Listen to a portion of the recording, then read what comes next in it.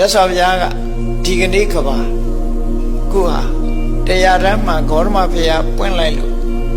လူတွေဟာအချင်းကြီးပြန်ကောင်းလာတိုးတက်လာတရားဓမ္မဘာကြောင့်လို့ဆိုရင်တရားဓမ္မဟာဘယ်လိုခေတ်မျိုးလဲလို့ဆိုရင်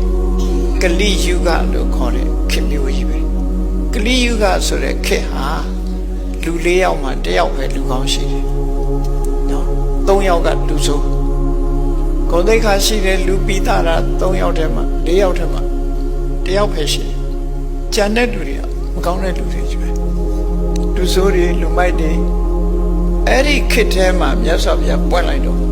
ဒီလူကောင်းတယောက်ကိုထိန်းနိုင်တဲ့အတိုင်းအတာလေးတစ်ခုဖြစ်သွားတယ်ဒါလေးတစ်ခုထိန်းဖို့အတွက်မြတ်စွာဘုရားပွင့်ပြီးထိန်းပြီးဟိုလူဆိုးတွေကလူကောင်းပြန်ဖြစ်ဖို့ဆိုတာခဲစတတ်ကြည့်ပေါ့တရသည်10လုံးလောက်ဝယ်မဲ့လေးတွေဝယ်ထားပြီးတော့အဲ့ဒီ10လုံးရဲ့အလယ်မှာတရသည်အပုတ်ကလေးတစ်လုံးထည့်ထားအဲ့ဒီတစ်လုံးကအပုတ်ကလေးတစ်လုံးထည့်ထားတာကိုအကောင်း10လုံးကအပုတ်တစ်လုံးကိုဝိုင်းပြီးတော့တရသည်အကောင်းဖြစ်အောင်လုပ်နိုင်မှာမလားမလုပ်နိုင်ဘူးအဲ့ဒီအပုတ်တစ်လုံးရဲ့နောက်ကိုအကောင်း10လုံးကလိုက်တော့မှာပဲလူလောကရဲ့သဘာဝအဲ့ဒါလိုဖြစ်တယ်အပုတ်တစ်လုံးရဲ့နောက်ကို10လုံးကလိုက်တော့အဲ့ဒါကြောင့်အကောင်းဖြစ်ဖို့ဆိုတာမတမခဲတယ်ဖြစ်တော့အဲ့တော့ဘသူတွေမကောင်းကိုကောင်းအောင်မလုပ်သင့်ဘူးလားကိုပဲပြန်ပြီးတော့စဉ်းစားကိုပဲပြန်ကြည့်အောင်လောကမှာလူတိုင်းကောင်းအောင်လုပ်နိုင်မယ်ဆိုလို့ရှိရင်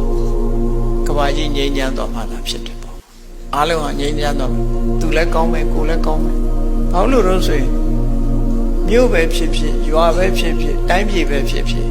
လူတယောက်စီနဲ့ဖွဲ့စည်းထားတဲ့ဖွဲ့စည်းတာလည်းဖြစ်တယ်ပေါ့ဟောလူကြီးတွေများလာတဲ့အခါဥမာမြန်မာပြည်မှာဆိုရင်တန်ပေါင်း51ရှိတယ်ဆိုလို့ရှိရင်တန်ပေါင်း51သောလူတွေအချင်းချင်းလူတိုင်းကငါရဲ့ရင်ထဲနှလုံးထဲမှာမေတ္တာကိုခိုင်မာတည်ဆောက်မယ်အမုန်းတရားတွေကိုငါရှင်းထုတ်မယ်လို့သာနှလုံးသွင်းပြီးအမုန်းတရားတွေကိုသာနိုင်အောင်တိုက်ကျန်တာတွေနိုင်အောင်တိုက်စားမလို့ဒီကနေ့အမုန်းတရားတွေကင်းစင်သွားပြီဆိုဒီကနေ့ငြိမ်းချမ်းရေးရတော့မှသိကြတယ်လုံးဝငြိမ်းချမ်းရင်ထဲမှာအမုန်းတရားတွေတုံးပြီးတော့တူထားပြီးတော့ငြိမ်းချမ်းရေးစကားပြောနေလို့ကတော့ကောက်ချစ်စင်လဲမှုတာပဲဖြစ်မှာနော်ကောက်ချစ်စင်လဲမှုအဲ့တော့လူတိုင်းဟာဒီအမုန်းတရားတွေကဲအောင်ကြိုးစားနိုင်ဖို့လိုအပ်တယ်အမုန်းတရားကင်းမှုအတွက်ဘယ်လိုလုပ်ရမုန်းတယ်ဆိုတာမကောင်းဘူးဒေါသဆိုတာမကောင်းဘူးဒေါသကြောင့်ဖြစ်ပေါ်လာနိုင်တဲ့အပြစ်အနာစာတွေဘာတွေရှိတယ်ဥပမာပဲဒေါသဖြစ်လာတဲ့ပုဂ္ဂိုလ်တယောက်ဟာနော်ဟန္တိကုတ်တော်ပုထုဇဉ်ပုထုဇဉ်ပုဂ္ဂိုလ်တယောက်ဟာကိုယ်လည်းတေအောင်လုပ်တယ်သူများကိုလည်းတေအောင်လုပ်တယ်နောက်ဆုံးမှာကိုယ့်ရဲ့ကျေးဇူးရှင်ဖြစ်တဲ့မိဘနှစ်ပါးကိုလည်းတေအောင်လုပ်တယ်မပြောတဲ့စကားကိုလည်းပြောအောင်လုပ်တယ်မလုပ်တဲ့အလုပ်ကိုလည်းလုပ်စေဒေါသဖြစ်လာပြီဆိုလို့ရှိရင်ဒေါသောအထာနာသနာတိဒုက္ထောအထာနာသနာတိဒေါသလွှမ်းမိုးထားတဲ့စိတ်ရှိတဲ့ပုဂ္ဂိုလ်တရားဟာအကျိုးလည်းမသိဘူးအကြောင်းလည်းမသိဘူးအန္တန်တမန္တရာဟောတိဒေါသလွှမ်းနေပြီဆိုရင်မှောင်ကျသွားပြီသူမှောင်ကျသွားတယ်ဆိုမမြင်တော့